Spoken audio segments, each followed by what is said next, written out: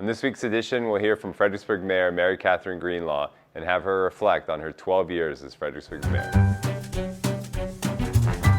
On this week's edition, it's my great honor to be sitting with Fredericksburg Mayor Mary Katherine Greenlaw, who is finishing up her third term as mayor and fourth term overall on City Council. Mayor Greenlaw has been a wonderful mayor for the City of Fredericksburg, and she was kind enough to take a few moments to sit down with us and reflect a bit on her time as mayor and with the City Council. So, Madam Mayor, thank you for joining us today. Well, thank you for inviting me. It's my honor. Yeah. So, Mayor, what is it? You're the first female mayor for the City of Fredericksburg, and you're also, I believe, the third longest serving mayor. So, what do those two accolades mean to you? Well, as many people know, Fredericksburg is my home and has been my family's home for many generations. And when I walk on my usual walks to City Hall or downtown to shop, I walk by the house where my mother was born, which was owned at that time by her grandfather, Rufus Merchant, who owned and edited the Virginian Star and ultimately the Daily Evening Star, the first daily newspaper in Fredericksburg. And what it means to me is that I think how proud they would have been. My mother actually ran for the City Council in 1948 when the League of Women Voters put up a slate of women to get the first woman on the City Council. And Mother didn't win, but Gladys Cock did. So it was 1948 when the first woman went on the City Council. But when I was first elected mayor, I said, this one's for Louise, my mother. But that's kind of the generations of service, the generations before me, the strong shoulders on which I stand. Mayor for Life Davies, Lawrence Davies.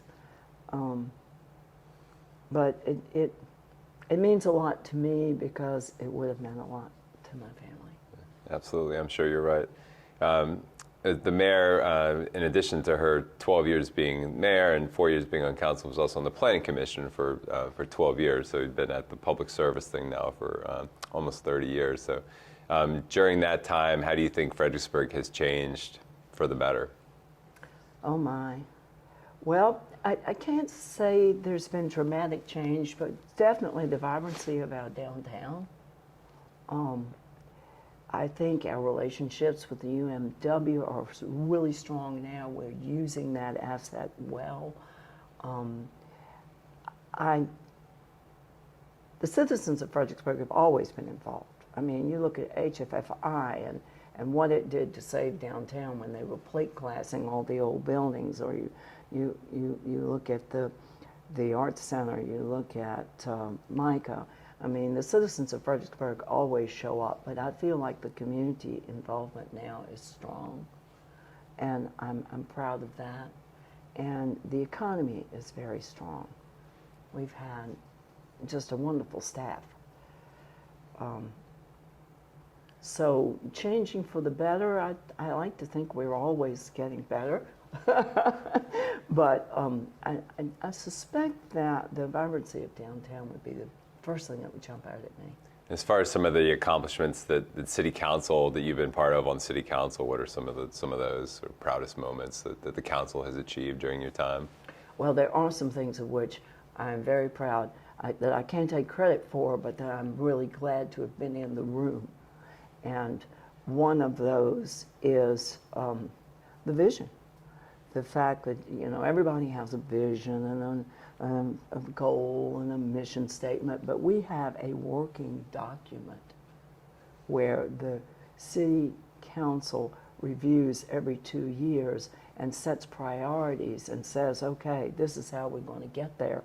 And the staff embraces it and sets up the objectives to get to the priorities and reports on us regularly.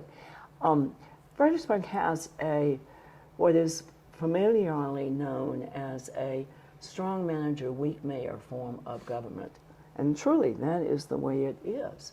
It is a strong professional management that operates the city, but it is the council and the mayor that provide the direction.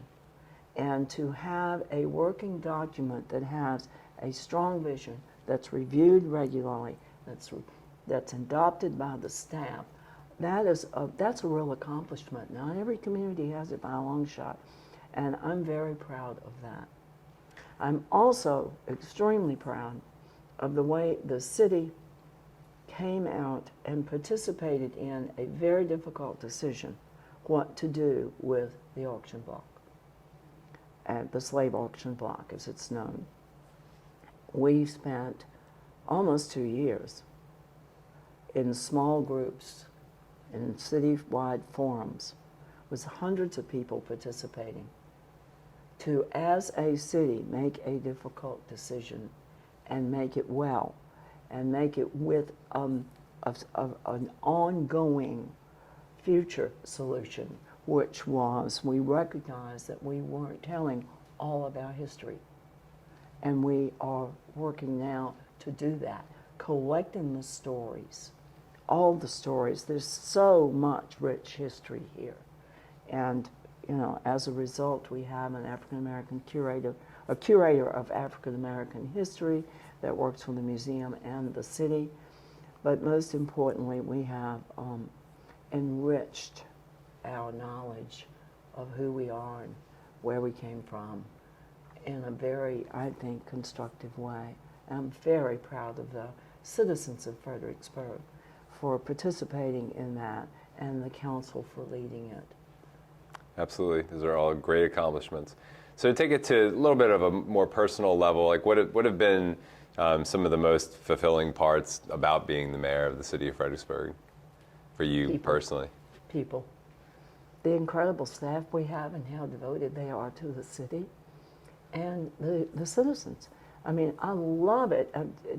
It seems to me some of the folks, you know, I'm a native, okay? And some people say, well, don't you resent the come-heres? And I say, absolutely not. The come-heres are the most passionate not to mess it up. It's like, don't mess up our city. We love it. We came here because of. And people say, oh my goodness, you get all these emails, all these phone calls. 95% of the emails, the texts, the phone calls, the encounters in the grocery store that I get are, thank you, or we love Fredericksburg because. And then I guess to flip the question a little bit, what have been some of the harder parts about being mayor? Well, the harder parts of being mayor and on the council in a city like Fredericksburg are those decisions about growth. We know we're going to grow. You're only healthy when you grow. But how you manage it can be very tricky, particularly when you want to value what you have and the individuality of the various neighborhoods that make up this picture postcard city, as the reporter from Channel 7 called it to me not too long ago. Those are difficult decisions. And we are fortunate to have a very professional staff in our management and our planning departments that can assist us with making good decisions. But we have to work through them, and they can be difficult.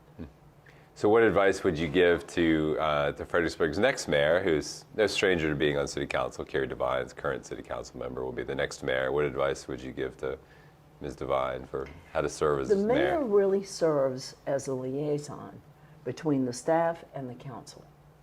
That's the way it works best. And so my advice to her was to stay in close touch with your manager. The city has 3 employees, the council does, 3 employees who report directly to the council: the city manager, the clerk of the council, and the city attorney. But as I started to say, one of the mayor's most important jobs is to be the liaison between the manager and the council. So my advice to Carrie, which she knows and I think she's already taking, is to stay in close touch with your manager and with your council. know where everybody is. There are no backroom decisions, but you need to know where everybody is. So that when you come to the floor to make a good decision, you can ask good questions and make good decisions. So what do you foresee for Fredericksburg over the next decade, let's say? What things do you think we have in store for our community? Well, I always look at everything with the glass half full, in a rosy kind of way, but I anticipate more of the same, except that one thing, and this may be wishful thinking, is that I hope that we will see more public transit, more transit opportunities. I know we're going to get that third rail through here, and we have a healthy bus system that hopefully we can expand. But if we change in any way, I hope that it's a change that includes, like I said, more public transit, more opportunities to be walkable and bikeable as we have now. It will grow. There's no two ways about it. It will grow. And the decisions will continue to be difficult. We saw that when we went through the process of looking at ADUs. Every decision now is going to be on how dense. How dense do we need to be? How dense are we going to be? We cannot say we're not going to grow. So it'll get more, but I'm hoping it gets more in a way that it can support the more. So what plans do you have, Mayor, for your post-mayoral life? Everybody asks me that. And I say, and this is not facetious at all, I plan to work a lot more jigsaw puzzles. I love jigsaw puzzles, and I tend to not want to stay away from them, so I can't let myself start one until I have some time to do it. And do a lot of reading, but most of all, spend more time with my family and my friends. You know, I have 7 grandchildren and 6 great-grandchildren, so I have some little babies coming along I like to get to know. Yeah, absolutely. Well, you've certainly earned the time that you'll have in the coming years. So, any final comments before we wrap things up? Well, it has been absolutely a privilege to serve as mayor of Fredericksburg. I never wanted to live anywhere else. I was dreadfully homesick when I went away to college. I shamelessly admit it.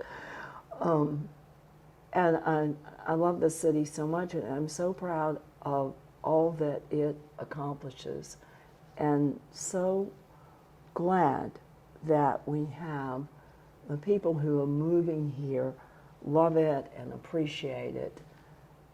And it has been an absolute privilege to serve it. Well, on behalf of the citizens of Fredericksburg and the staff of the City of Fredericksburg, we can't thank you enough for the public service that you've shown over the last 28 years, and especially the 12 years that you were the mayor. So you've done a great job, and so thank you for everything you've done. Well, thank you. Yeah. I appreciate it. Yeah. Okay. So that's going to wrap up this week's edition. Thank you again to the mayor for joining us and for everything she's done. And we will see you next week. Happy New Year.